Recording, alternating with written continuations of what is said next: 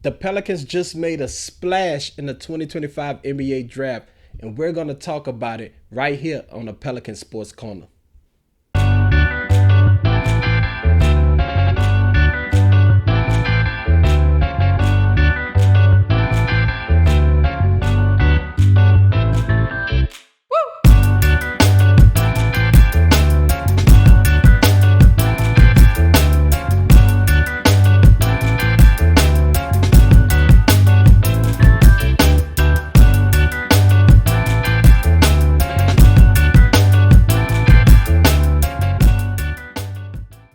Welcome into the Pelican Sports Corner. We got a lot of news to digest. First of all, I want to congratulate Jeremiah Fears and Derik Queen on being the New Orleans Pelicans 7th and 13th selection in the 2025 NBA draft. So let's dive in. The Pelicans took Jeremiah Fears out of Oklahoma for their 7th pick. What does that mean? We already have Jose on the roster. We already have DeJounte that's on the shelf. We already have Alfred Payton. So taking Jeremiah Fears, they're betting on his slashing ability and they're betting on his upside. He struggles from the three-point line, but we all know in the NBA you can get better at the three-point line. What I like about him though, in this offense for Willie Green, he's going to be able to distribute the ball to players like Zion, Derik Queen, Trey, Herb, all of these guys, Jordan Poole. His job will be one of the easiest jobs for a point guard coming in because he has a flux of talent around him. And I think that's important when it comes to him as a young point guard and his confidence. It's going to be important to see how quickly he adapts to the game. We know he has a phenomenal play speed. We know he can change directly quickly. We know he can get to any spot he wants. And that's important because when you're a point guard and you have that type of feel and you can basically blow by a guard like that, that's important. We need players like that. For the longest, the Pelicans have struggled with just getting a guy the ball, be able to get a guy in the paint to either dish it out. Yes, we got Zion doing that, but we put too much on Zion plate. Like point forward. I hope for the Pelicans' sakes, they move him to small forward. I really do. I don't want Zion banging with the bigs no more. Like, when it comes to this upcoming 2025-26 NBA season, we need Zion Williams to be banging with the small forwards. Maybe sometimes power forward, but I don't want to see Zion banging with those big ones unless he's driving in a lane and blowing past somebody. But Jeremiah Fields makes it so much easier because he can get what he wants. And when we do a breakdown, we're going to show you just that. Because this guy, man, at 6'3", and he's not a very small point guard. He's very thin. He's going to have to gain weight. But at 6'3", he has the height I think he shot like 50% on floaters. That's pretty good. That means that he could get the ball over bigger guys. So, and that's going to be important when it comes to this game. I'm ecstatic. I hope you ecstatic. I feel like it's been a long time since the Pelican has had this type of talent. When we talking about guys like Jordan Poole, talk about guys like Eve Missy, we talking about guys like Herb Jones, we talking about guys like Jose, we talking about guys like Sadiq Bey, we talking about guys like DeJounte, we talking about guys like Zion, Trey. Like, there's so many guys the Pelicans have right now, and there's so many rotational lineups that they can play off. The only issue we have to worry about is potentially the guys getting playing time. This is important because Willie usually don't play young guys. And when he do, it's because of an injury, it's because of another guy is terrible, but he really doesn't play the young guys the way he's supposed to. If you look at OKC, they played their guys. They went through the growing pains. They went through everything they needed to gather confidence for these guys so that when it comes time in the playoffs, when the big moments are happening, these guys are ready. And that's what you want to do. You want to see what these guys got. You want to see how, if they're going to fold under pressure. And for the sake of a better argument, Jordan Hawkins was on fire. And Willie cut the cord on him. Still one of the most frustrating things. Like, that's a story for another day. But, yeah, congratulations to Jeremiah Fears. I can't wait to do the film study on him. We going to be all right. Now, this Derik Queen one, who was picked 13, the Pelicans traded their 2026 first round Milwaukee pick swap for Derik Queen. And this has the internet in a frenzy. And the first thing I say to that is, you are not watching basketball if you think that this Derik Queen pick is a reach. He could have been a top 5 player. He could be a top 3 player. He could be a perennial all-star. This guy has it. When we talk about players having it, Derik Queen has it. All of it. He's more polished right now in his game than Zion is. As a rookie, that's saying something. He can fade. He has a killer spin move that I'm going to call a splendor. Every time you put somebody in the blender, I'm going to call it the splendor because it's unstoppable. When he's like 3 to 5 feet away from the rim, you cannot do nothing about it. And we broke that down on the last episode in our film study. You can't do nothing about it. This guy is box office, Derik Queen. He's box office.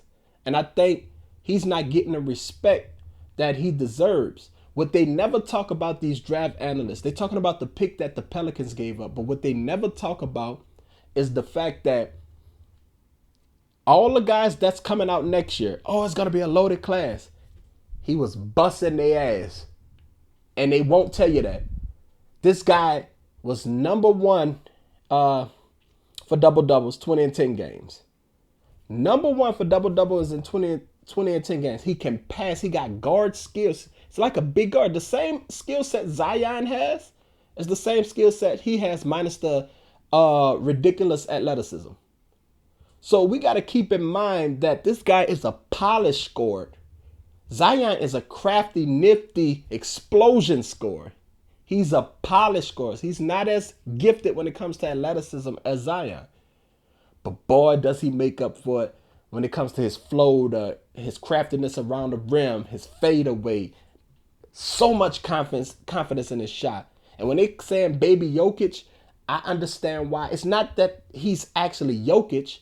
He can be. It's the fact that you cannot speed this guy up. He's so confident under the rim with his moves, his back down, his back to the basket. Night. You cannot do nothing about it. He knows he's going to get his. He knows he's going to get a ball, and he doesn't need the ball. Very patient. Can't speed him up. Guys you can't speed up are killers because it don't matter how much you put your hand in their face, how much you jump at them. They're going to play on their pace. Tim Duncan, Dirk Nowitzki, Kevin Garnett, Zach Randolph. Hell, even David West when he was playing with the Hornets and CP3. When these guys get the ball, they know it's going in. 10 to 12 footers, they know that you can't do nothing about it. Made a living, David West, off of 10 to 12 footers. I'm telling you, this Derik Queen guy with the right coaching, I'm hoping Willie have the right coaching. They can't do nothing with him. Hell, I'll call Zach Randolph and David West if I'm Willie. And I think Willie Green played with David West. Give me a year or two to just get on the staff and just teach him. Like, help him grow. That'll be a slam dunk if I'm Willie Green. Call David West, call in a favor, call in a shot, whatever it is you want to do. Call it in. Because this dude is going to be box office. And you could tell a lot of Pelicans fans don't watch basketball because if you did, they'll be jumping for joy right now based on the haul that they got. We're talking about the 2026 NBA draft. That's not, if you think about the bigs, the upperclassmen that he played against, this is a freshman who was giving it to him. Turn on the Rutgers game. 29 points. You know what I'm saying? Going against 7 foot centers can't do nothing with him. He's just too crafty. And he's a baby. He's a baby. Wait till he grow into his body. He's gonna get so much bigger, so much stronger. Now, is he a center? Absolutely not. Please do not. He can play some center, but please don't make that his primary position. It should not be his primary position. Power forward is where he's gonna eat at. I'm telling you. And he's a willing rebounder. He's a willing rebounder. Think about that. You would think Zion would be up there getting crashing the boards more. He crashes it more on offensive putbacks, you know. But man, Derik Queen, easy 15 and 10. Easy. Might be 25 and 10 by year 3. I'm telling y'all, this guy's going to be it. Only thing he need to work on, that defense. He has a problem with his defense moving his feet. That's also on the last episode. So check it out. You know, I think we're in a good spot as Pelicans fans. I think we need to relax, calm down, and realize things can change overnight. We weren't that far off to begin with. But I respect Joe Dumars for being aggressive. And notice what Joe Dumars said. I'm going to play the clip. Take a listen. After we drafted 7, we started from 9 and went all the way until we got a deal. And you don't pull the trigger on the asset next year until you get that deal. Otherwise, you keep it. But here's what I've said to the staff. When you identify a player that you think this can be one of the foundations here, you go and get him. And that's what we did. I mean, like we targeted Queen. We thought he could be a heck of an addition here, and we were really aggressive about going and getting him in this draft. Notice, Joe Dumars called him a cornerstone piece. We're going to discuss what that means after the break. Because calling him a cornerstone piece, he didn't say a piece to complement Zion. He said a cornerstone piece. Now, I may be reading too much into this, but we're going to discuss this when we come back on the Pelican Sports Corner. Welcome back to the Pelican Sports Corner. Now, let's talk about those comments Joe Dumars made, calling Derik Queen a cornerstone piece. Now, if you remember, for the longest, we wanted Zion to get his act together. We wanted Zion to basically be the leader of the franchise. We wanted Zion to, take more of a maturity role. We wanted him to be the superstar we think he can be. And for the longest, for whatever reason, him and David Griffin bumped heads. They, had tough conversations, him and Willie. I don't know what was going on when it came to the Pelicans organization and that weird Zion Williams situation. But now, Joe Dumars is not only holding him accountable, but Joe Dumars is saying, okay, we love you, but we got a guy who can do exactly what you can do with a higher character. Not that he doesn't have high character, but without all of the noise. Is he more top in talent, freakishly athletic? No. But he comes with less baggage. And he can give us 20 and 10. And he can give us help. He can give us help. The most important thing we're missing from Zion. Zion is a phenomenal player. It's his health that's holding him back. I know he can't do nothing about that. I know that he's just a freak athlete. But this Derik Queen guy, he's coming. He's coming. Got to keep that in mind.